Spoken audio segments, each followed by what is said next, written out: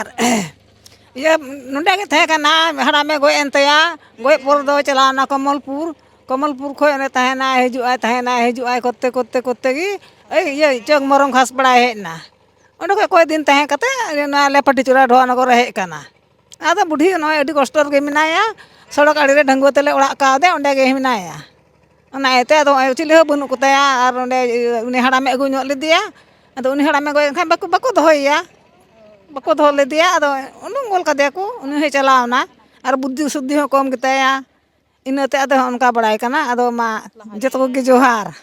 আচ্ছা, উনি যে ভাষায় বললেন এটা আপনাদের আদিবাসী ভাষা তাই না? একটু আসুন তো, একটু আসেন, একটু একটু একটু ট্রান্সলেট করে দেন, একটু বাংলায় বুঝিয়ে দেন যে আসলে কি বললেন উনি। কি বললো ওই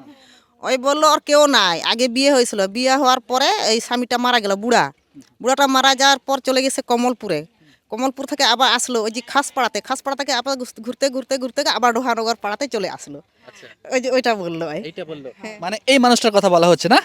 এই মানুষটার কথা, এই মানুষটার কথা নীলমণি। দর্শক, নীলমণি অনেক এর আগে আপনাদের যে ভিডিওগুলোতে দেখিয়েছি নীলমণি, একটু মুখটা দেখে, হ্যাঁ এই যে নীলমণি, এই নীলমণির দুঃখ দুর্দশার কথাই বলা হচ্ছে যে বর্তমান সময়ের আসমানি, এই আসমানের জন্য আপনারা সবাই দোয়া করবেন এবং তিনি যাতে সাহায্য পান সেই ব্যবস্থা আপনারা করে দেবেন। ভালো থাকবেন সবাই, আসসালামু আলাইকুম।